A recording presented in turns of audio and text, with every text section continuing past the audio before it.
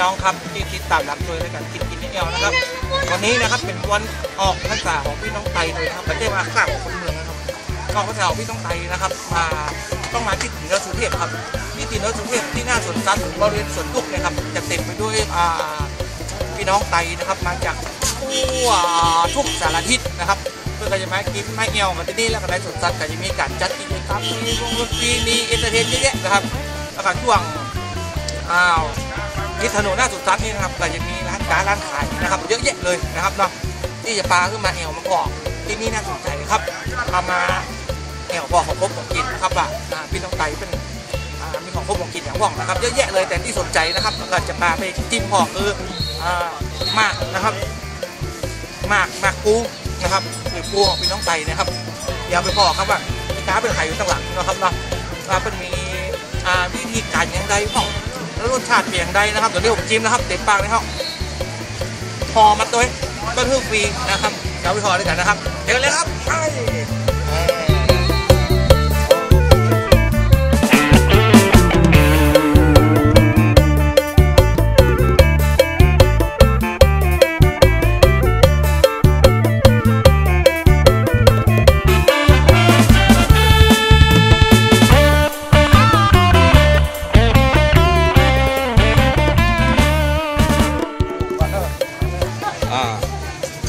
ครับพ่อแม่พี่น้องครับต่อไปผมจะเป็นพ่อกาเขาเรียกว่าหมากเนาะ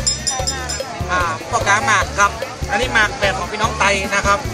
อันดับแรกนะครับนี่ใบปูเอาเนี่ยตั้งหลังมันว่าตั้งหน้ามันตั้งหลังนะครับไทยคู่หน้าเลยนะครับไปนะครับ2 3นะครับจากนั้นปั๊บเราก็จะอันนี้ก็นี่อย่างอันนี้ครับอมวยนะครับอมวย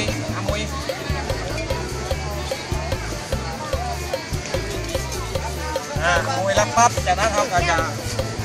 อันนี้เกลือหวานนะครับเกลือหวาน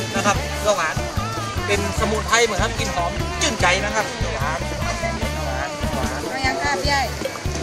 ตู้ยังค่ะเจียมหน่อยครับเกลือหวาน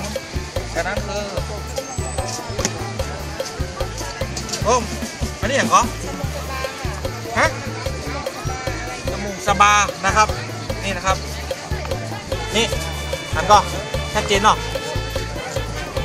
ทันเนาะครับเนาะแล้วก็ค่ะพี่ใหญ่5 บาทค่ะพี่ใหญ่ครับจากนั้นผมก็จะวางหมากลงไปอย่างละ2จาก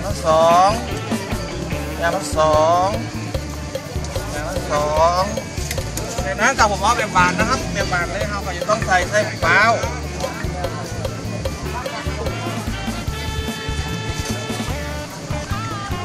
นี่ครับใส่มะพร้าวเองนะครับใส่ลงไปครับอันนี้เดี๋ยวผมจะย่ำล่องเลยนะครับปั๊บ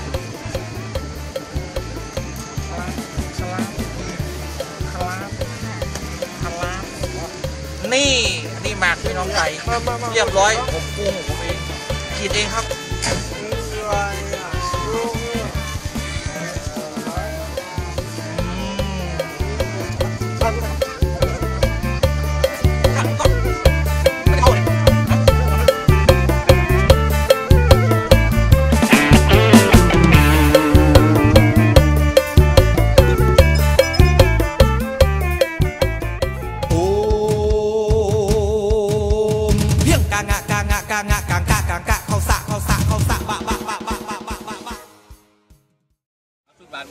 นี่นะครับหมากของพี่น้องไตเฮาก็จะมีอันแรกก็คือใบโพนะครับทาด้วยปูนขาวมีปูนขาวอันนี้ก็มากอมวยอย่างเงี้ยที่ว่าแกอมวยครับถ้าสูตรปูสูตรหวานเขาก็จะใส่กากมะพร้าวเชื่อมไปครับนี่ ก็จะมีตัวนี้ครับมีหมากซอยไว้ครับ ครับให้ลูกค้า โซนนี้ก็จะเป็นสมุนไพรทั้งนั้นเลยนะครับ สมุนไพรครับ ชุดละ9 บาทลองก่อนลองก็ได้ครับถ้าไม่เคยกินนี่จะเมาเมาเป็นสาวแล้วนะเมาสาวเลย ครับแยกแล้ว มาเมาคนขายเนาะ ขายเป็นเจ้าของแล้ว ขายเป็นของแล้วเมามาได้แล้วเมาก็ได้เมาคนขายก็ได้วะเนี่ยอนุญาต เอาก่อนนี่เอาก่อน สูตรยังอ่ะ หวานปูหวานครับนี่การทำปูหวานนะครับเริ่มแล้วครับไปปูลงไปตาปูนขาวแล้วก็เยาะไอ้ก็อมวยหมออมวยลงไปอมวย นี่อันหอมมันนะคะ ฮะคืออย่างเหรอ มันจะหอมนะคะ มันจะหอมเป็นสมุนไพรหอมผมขอแตะอมวยหน่อยด้วยอ๋อรสชาติของอมวยนี่จะคล้ายๆยาหอมยาอมโบตันประมาณนั้นครับแล้วเขาก็จะวางหมากลงไปวางหมากลงไปนะครับวางหมากลงไปอันนี้คือ หวานค่ะ ฮะ หวานค่ะ เครือหวานเครือหวานครับเครือหวานนี่นะครับเครือหวานเครือหวานครับหอมๆอย่างเครื่องเทศอันนี้ครับจากนั้นก็ใส่บะเป้าครับเป้าหวานเข้าไปใส่บะเป้าหวานเข้าไปครับนี่นะครับ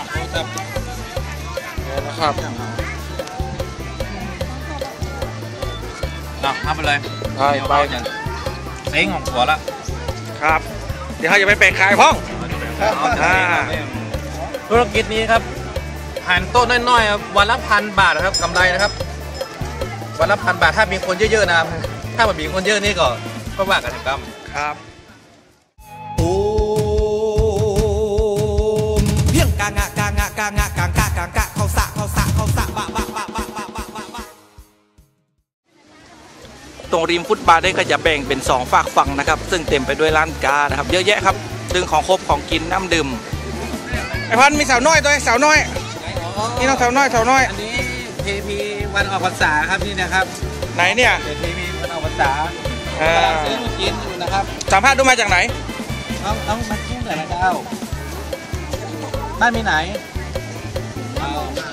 อยู่หน้ามอ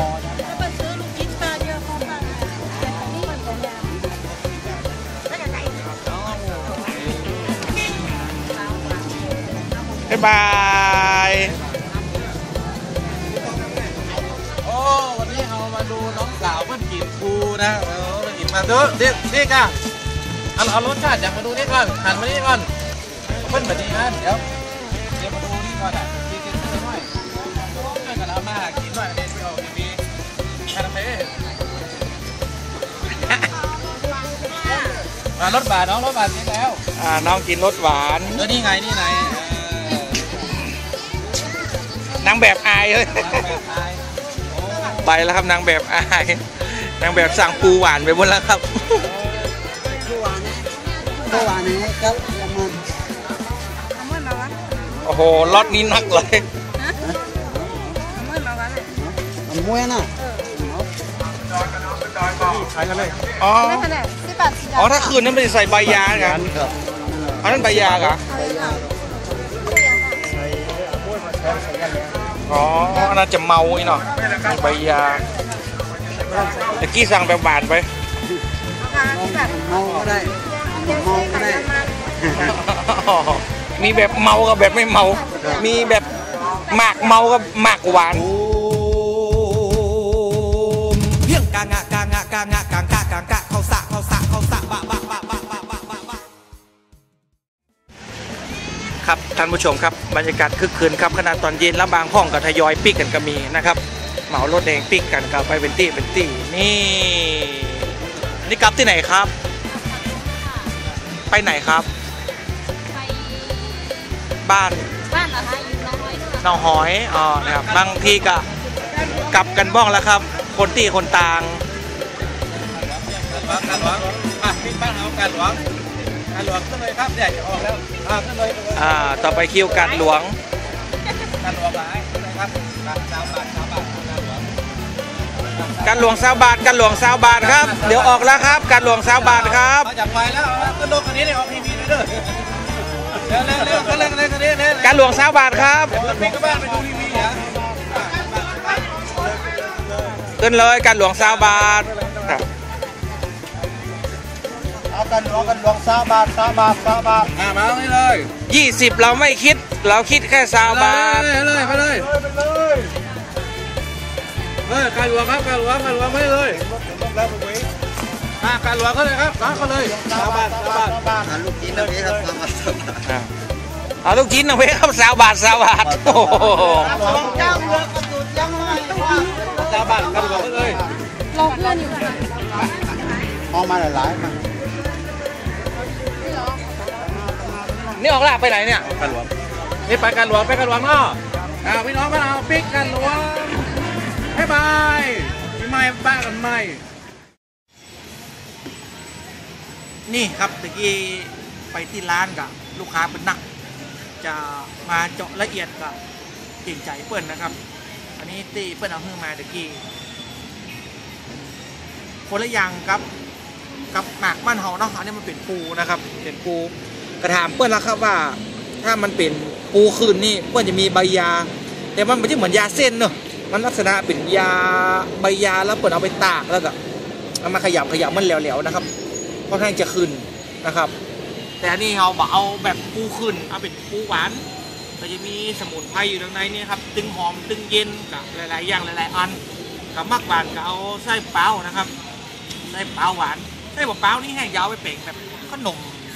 มจ๊อกมันเอามาได้นะครับเป็นขนมไส้หวานนี่ไส้มะพร้าวอะครับเราใส่ตุยแล้วก็ห่อ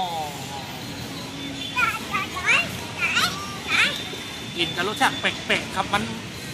เหมือนเมี่ยงคำกับเหมือนนะครับคนละรสชาติกันเลยนะครับคนละอย่างกันเลย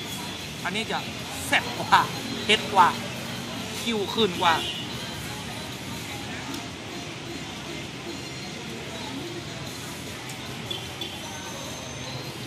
รสชาติหนึ่งก็เหมือนหมักไม่ทำเหมือนกันนะครับทอดมีใบปูเลย